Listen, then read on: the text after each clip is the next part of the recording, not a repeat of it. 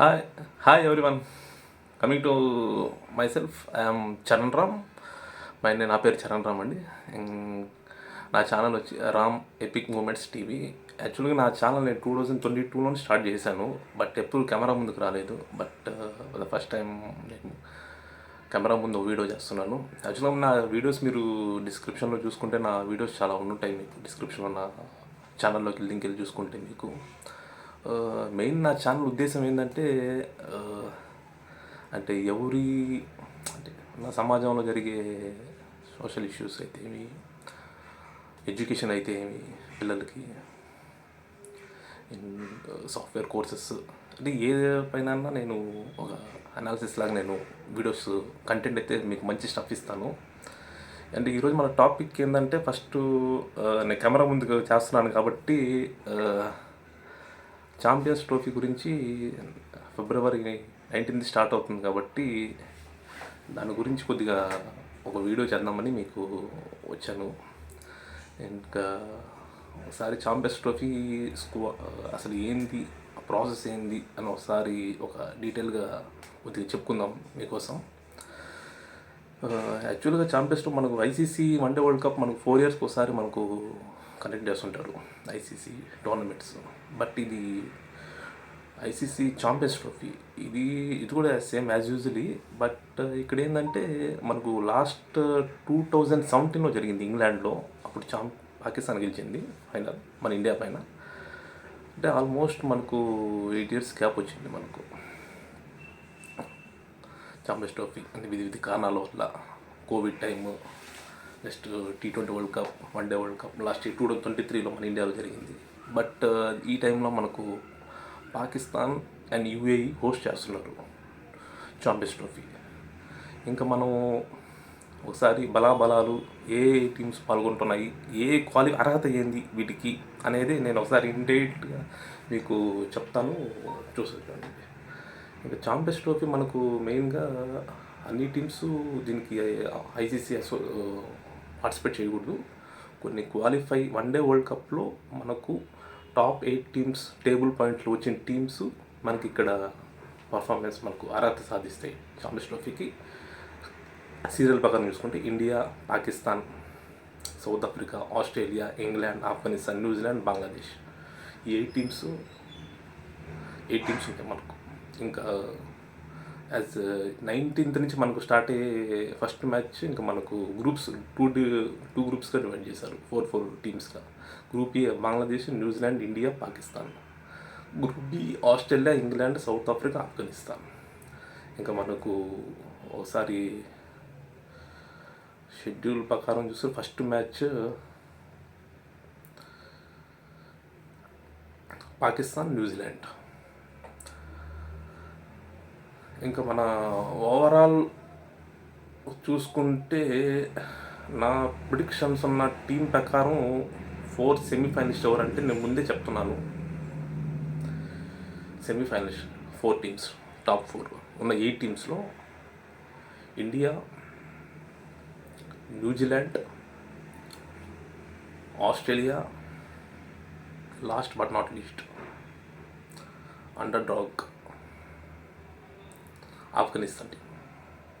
ఎందుకు మీరు Afghanistan team top సెమీఫైనలిస్ట్లో మీరు ఇస్తున్నారు అని నన్ను అడగచ్చు. ఆఫ్ఘనిస్తాన్ ఆ టీం కన్సిస్టెంట్ పర్ఫార్మెన్స్ మీరు చూసుకున్నైతే వాళ్ళకి మంచి క్వాలిటీ టీం ఉంది. వాళ్ళకి మెయిన్ వాళ్ళకున్న బలం స్పిన్ బౌలింగ్, రషీద్ ఖాన్, నూర్ అహ్మద్ ఇటువంటి ఆల్రౌండర్స్ ఉన్నారు వాళ్ళకి. ప్లస్ గులాబ్ నబీ ఆజాద్, ఇటువంటి వాళ్ళు వాళ్ళకి కన్సిస్టెంట్ పర్ఫార్మెన్స్ వస్తున్నారు. అందుకోసం నేను టాప్ 4లో ఇచ్చాను. ఇంకా మనం చూసుకున్నట్టు ఈసారి పాకిస్తాన్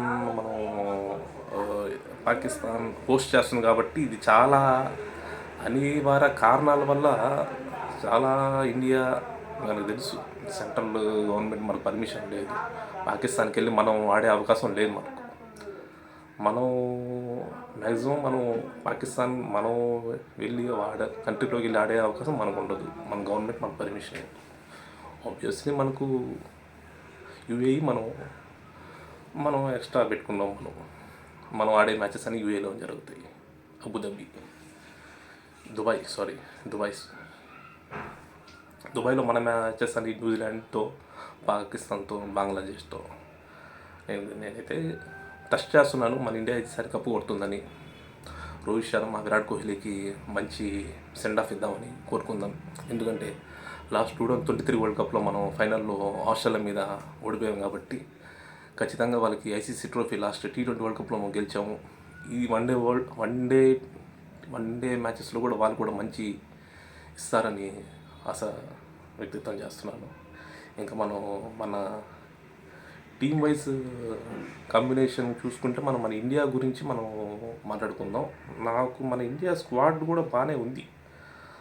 మన వాళ్ళు టీం సెలక్షన్ కూడా మ్యాక్సిమం మంచి టీంనే సెలెక్ట్ చేశారు. ఒకసారి చూసుకుంటే Rohit Sharma batters, Shubman Gill, Virat Kohli, Shreyas Iyer allrounders, Hardik Pandya, Ravindra Jadeja, Axar Patel, Washington Sundar wicket keepers, KL Rahul, Rishabh Pant. Bowlers Kuldeep Yadav, Mohammed Shami, Arshdeep Singh, Varun Chakravarthy, Harshit Rana. Okay, team బాగుంది. ఆల్రౌండర్స్ కూడా బాగున్నారు. హార్దిక్ పాండ్యా కూడా మనకి ఇంజూరీ లేదు. లాస్ట్ వన్డే వరల్డ్ కప్లో మనకు హాఫ్ మ్యాచెస్ అయిన తర్వాత మనకు హార్దిక్ పాండ్యా అందుబాటులో లేడు. మనకు నాకౌట్ మ్యాచెస్, ఫైనల్ మ్యాచ్ మనం చూసాం. హార్దిక్ పాండ్యా మనకు ఏ విధంగా మనం వన్డే వరల్డ్ కప్లో మనం ఏ విధంగా మనం కొద్దిగా మన పర్ఫార్మెన్స్ ఆల్రౌండర్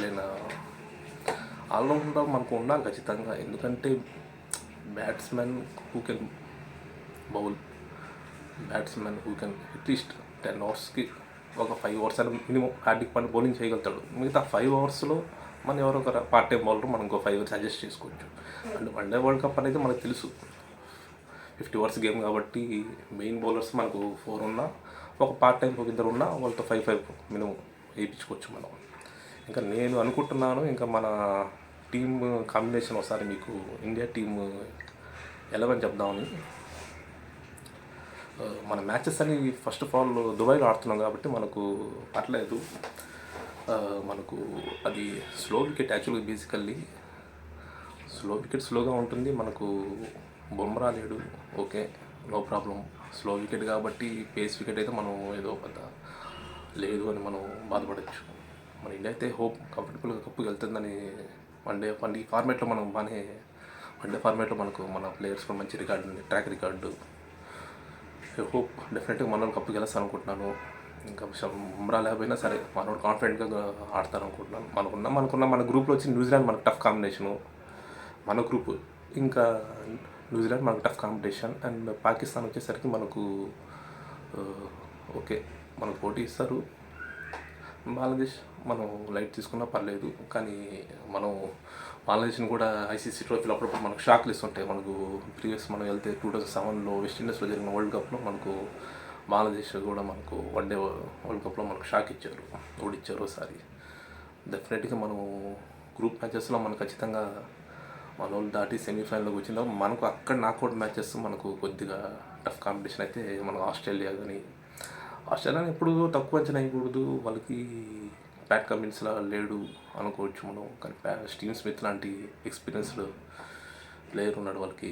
అతను ఏంటంటే అతని గైడెన్స్, అతను ఉన్న ఎక్స్పీరియన్స్కి యంగ్ ప్లేయర్స్ బాగా మోటివేట్ చేయగలుగుతాడు.